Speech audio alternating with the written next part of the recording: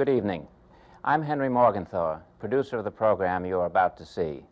It was recorded almost immediately after the much publicized secret meeting between the Attorney General, Robert Kennedy, and a group of leading Negroes invited by author James Baldwin. This program was not planned as a comment on that now historic confrontation on Friday, May 24th. However, I think you will detect a certain emotional spillover from the highly charged atmosphere of the meeting. Mr. Baldwin is interviewed on this occasion by Dr. Kenneth Clark, professor of psychology at the City College of New York. A community leader in his own right, Dr. Clark also took part in the meeting with the Attorney General. One of the significant things about the present revolution of the Negro people in America is maybe the fact that for the first time there is genuine communication between Negroes and whites. Negroes are saying out loud now things which they have long said only to themselves. Probably one of the most articulate, passionate, and clear communicators to the American conscience is my guest, James Baldwin. James Baldwin's name is known throughout America for saying so passionately, so clearly, and with such grace and style what every Negro has long known and has long felt. Welcome, James. It's good to have this opportunity to talk with you and to have you share with us some of your present feelings about our country, America. But before we get into the issues of the day, I'd like to know a little more about you. I've read practically everything that you have written, but I still would like to know something about you, the young man growing up in Harlem, what schools you went to, maybe a little about some of the teachers that you might have come in contact with in Harlem. What a funny question. My mind is someplace else, really.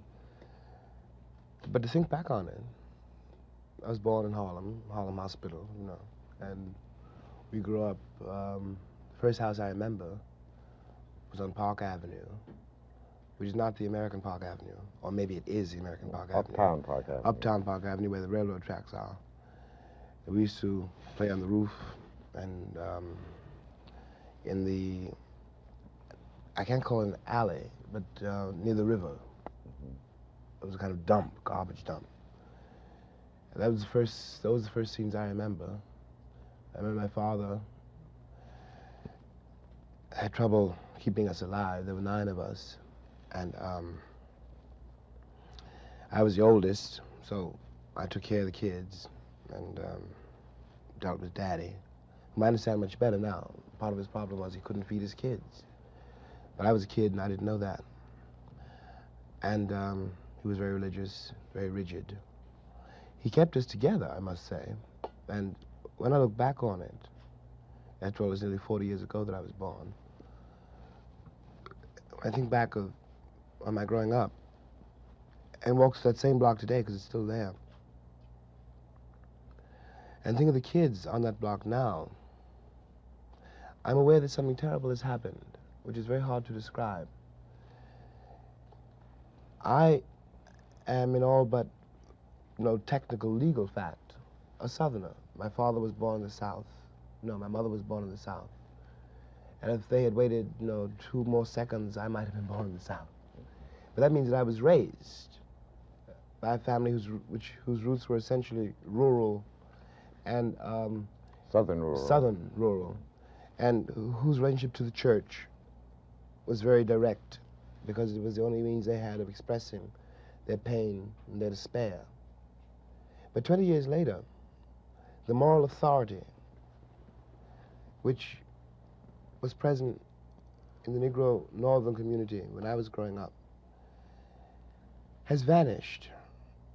And people talk about progress, and I look at Harlem, which I really know I know it like I know my hand.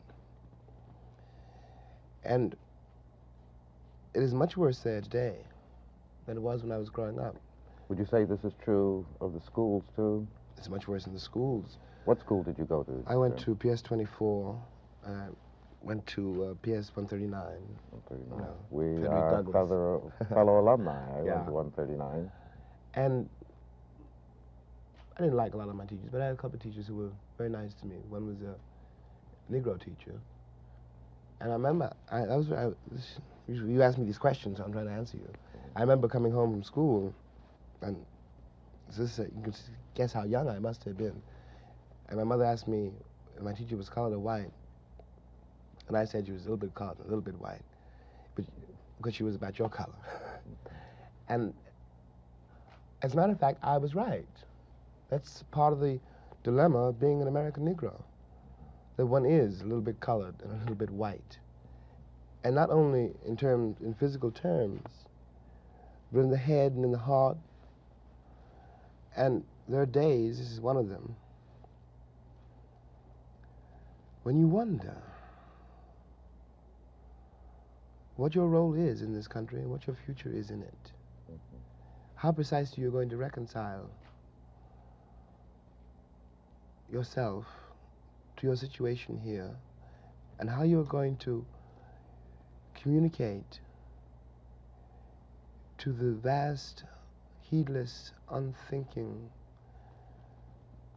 cruel white majority that you are here.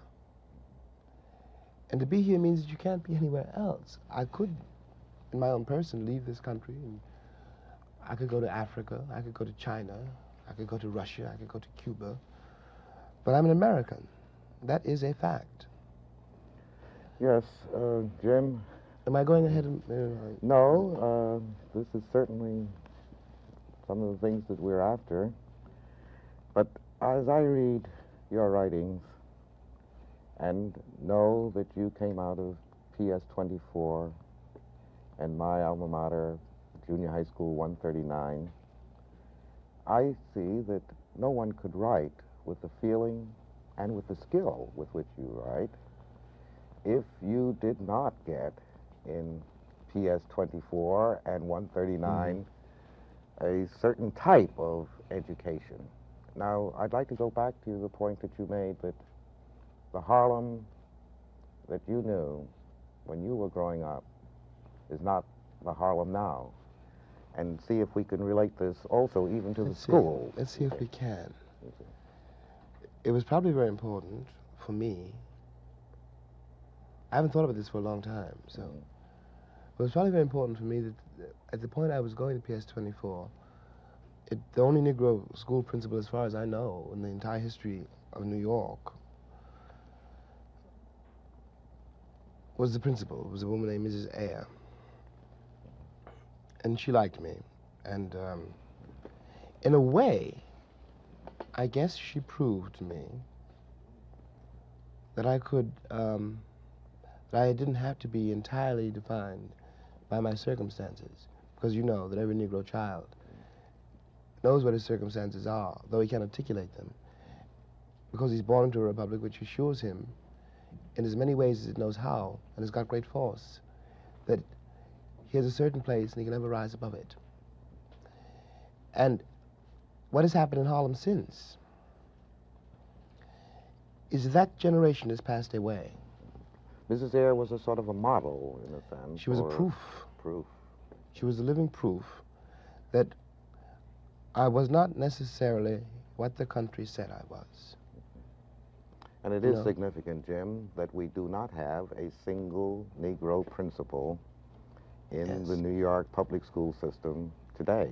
And it is not because there ain't nobody around who can do it, you know. One's involved in a very curious and a very serious battle, concerning which I think the time is going to be as explicit as one can possibly be. The great victims in this country of the institution called segregation, which is not a Southern custom, but which has been for 100 years a national way of life, The great victims are the white people. The white man's children. Lorraine Hansberry said this afternoon, we were talking about the problem of being a Negro male in this society. Lorraine said that she wasn't too concerned, really, about Negro manhood, since they had managed to do and to endure and to even transcend some fantastic things. But she was very worried about a civilization which could produce those 5 policemen standing on the Negro woman's neck in Birmingham, or wherever it was. And I am too. I'm terrified at the moral apathy, the death of the heart, which is happening in my country. These people have deluded themselves for so long that they really don't think I'm human. I base this on their conduct, not on what they say. And this means that they have become, in themselves, moral monsters. Well, Jim, I can see... That's a terrible indictment. Yes. But I mean every word I say. Well, we are confronted with the racial confrontation in America today. I think the pictures of dogs in the hands of human beings attacking other human beings. In a free country. In a free country. In the middle of the 20th century. This Birmingham is clearly not restricted to Birmingham, as you so eloquently pointed out.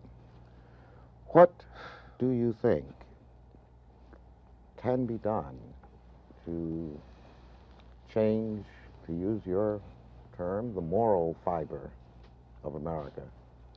I think the one has got to find some way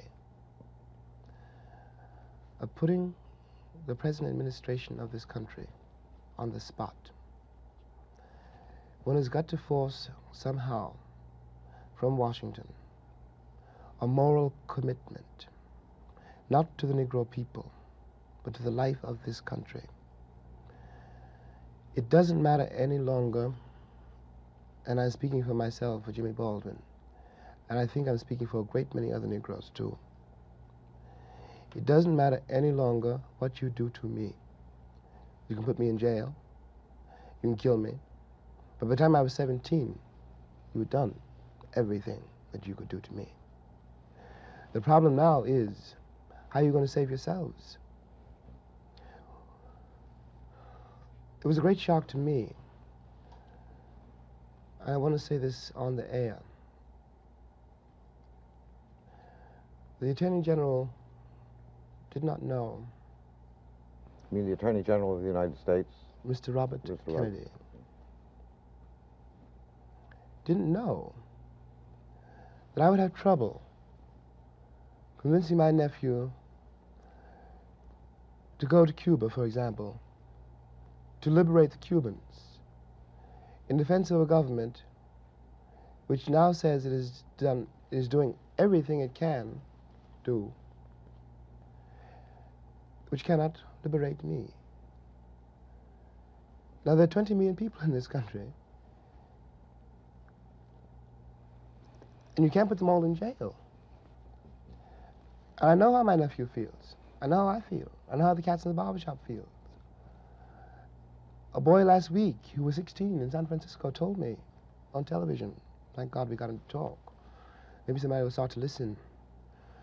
He said, I got no country, I've got no flag. Now, he's only 16 years old. And I couldn't say you do. I don't have any evidence to prove that he does.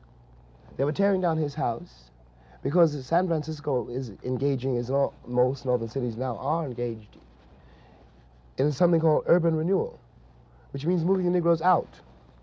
It means Negro removal. That is what it means. And the federal government is an accomplice to this fact. Now, we're talking about human beings. There's not such a thing as a monolithic wall or, some abstraction called the Negro problem. These are Negro boys and girls who at 16 and 17 don't believe the country means anything that it says and don't feel they have any place here on the basis of the performance of the entire country. But now, Jim... No, am I exaggerating? No, I certainly could not say that you're exaggerating. But there is this picture of a group of young Negro college students in the South coming from colleges where the whole system seemed to conspire to keep them from having courage, integrity, clarity, and the willingness to take the risk, which they have been taking for these last 3 or 4 years. Could you react to the student nonviolent movement, which has made such an impact on America, which has affected both Negroes and whites, and seemed to have jolted them out of the lethargy of tokenism and moderation? How do you account for this? Yeah. Well, of course, one of the things I think that happened, Ken, really, is that in the first place, the Negro has never been as docile as white Americans wanted to believe. That was a myth. We were not singing and dancing down the levee. We were trying to keep alive. We were trying to survive a very brutal system. The Negro has never been happy in his place. What those kids, first of all, prove, they prove that. They come from a long line of fighters. And what they also prove, I want to get to your point, really. What they also prove is not that the Negro has changed, but that the country has arrived at a place where it can no longer contain the revolt. It can no longer, as it could do once, let's say I was a Negro college president, and I needed a new chemistry lab. So I was a Negro leader. I was a Negro leader because the white man said I was. And I came to get the new chemistry lab. Please, sir. And the tacit price I paid for the chemistry lab was to control the people I represented. And now, I can't do that. When the boy said this afternoon, we were talking to a Negro student this afternoon who has been through it all, who's half dead, who's about 25. Jerome Smith. And that's an awful lot to ask a person to bear. The country sat back in admiration before those kids for 3 or 4 or 5 years and has not lifted a finger to help them. Now, we all knew, I know you knew and I knew too, that a moment was coming when we couldn't guarantee, that no one can guarantee, that it won't reach the breaking point, you know. You can only survive so many beatings, so much humiliation, so much despair, so many broken promises, before something gives. Human beings are not by nature nonviolent. Those children had to pay a terrible price in discipline, in moral discipline, and in an interior effort at courage, which the country cannot imagine, because it still thinks Gary Cooper, for example, was a man. And I mean his image. I have nothing against him, you know, him. You said something that you cannot expect them to remain constantly nonviolent. No, you can't. You can't. And furthermore, there were always, these students that we're talking about, a minority. The students we're talking about, when I was in Tallahassee, there were some students protesting. But there were many, many, many, many more students who had given up, who were desperate, and whom Malcolm X can reach, for example, much more easily than I can. What do you mean? When Malcolm tells them, in effect, is that they should be proud of being black, and God knows that they should be. And that's a very important thing to hear in a country which assures you you should be ashamed of it. Of course, in order to do this, what he does is destroy a truth and invent a history. What he does is say, you're better because you're black. Well, of course, that isn't true.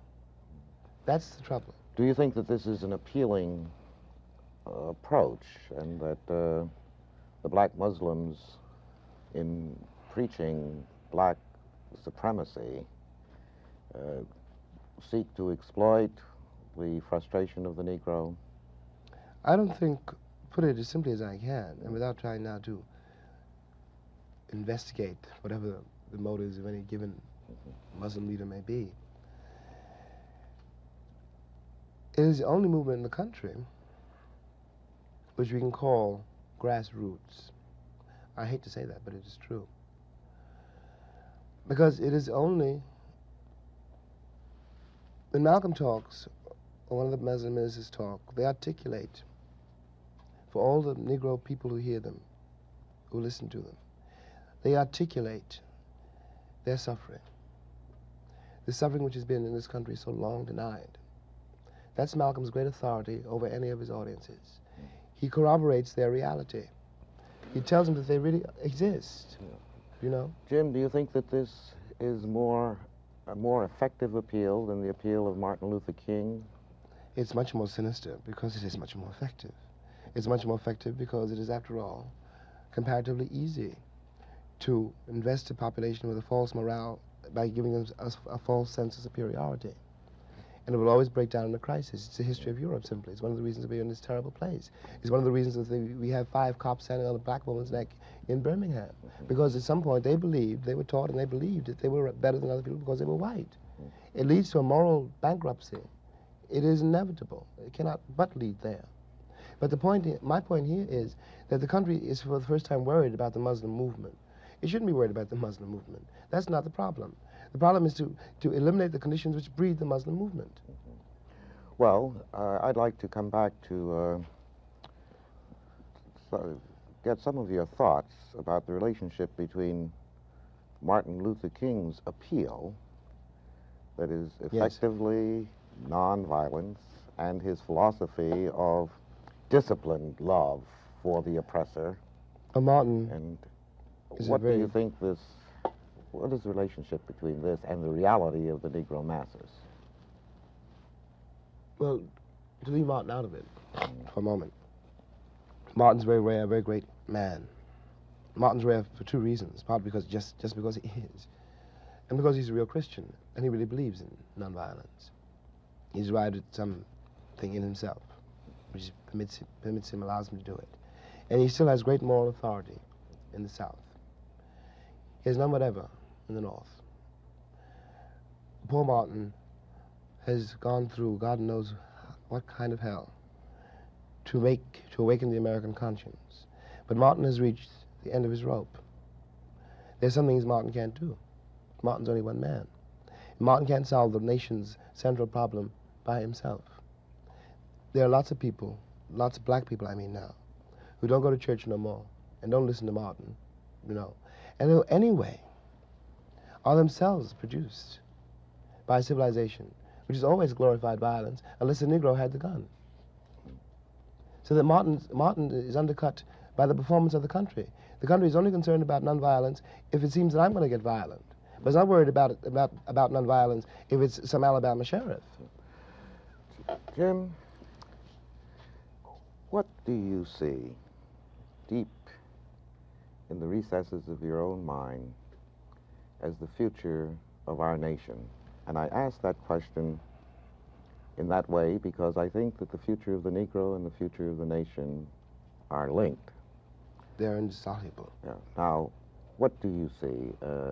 Are you essentially optimistic or pessimistic? And I really don't want to put words in your mouth because what I really want to find out is what you really believe.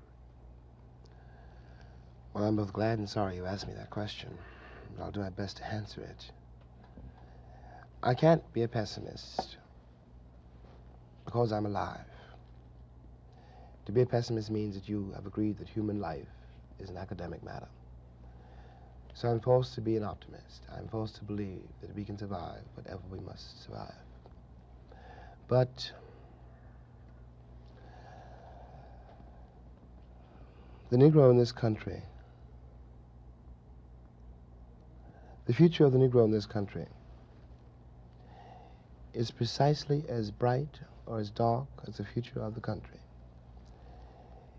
It is entirely up to the American people and our representatives. It is entirely up to the American people whether or not they're going to face and deal with and embrace this stranger whom they maligned so long. What white people have to do is try to find out in their own hearts why it was necessary to have a nigger in the first place. Because I'm not a nigger. I'm a man. But if you think I'm a nigger, it means you need him. The question you got to ask yourself, the white population of this country has got to ask itself, North and South, because it's one country, and for a Negro, There is no difference in the North and the South. There's just a difference in the way they castrate you. But the fact of the castration is the American fact. If I'm not the nigger here, and you invented him, you, the white people, invented him, then you got to find out why. Well, and the future of the country depends on that, whether or not it's able to ask that question. As a Negro and as an American, I can only hope that America has the strength and the capacity, the moral strength, to ask and answer that question in affirmative and constructive ways. To face that question. Thank you very much. Thank you, Ken. This conversation with James Baldwin was recorded as part of a National Educational Television Perspectives program, The Negro and the American Promise. The complete program will be broadcast on this station on the evening of Monday, June 24th. It will also include conversations between Kenneth Clark and Malcolm X, the black Muslim leader, James Foreman, Executive Secretary of the Student Nonviolent Coordinating Committee, and the Reverend Dr. Martin Luther King, Jr., President of the Southern Christian Leadership Conference.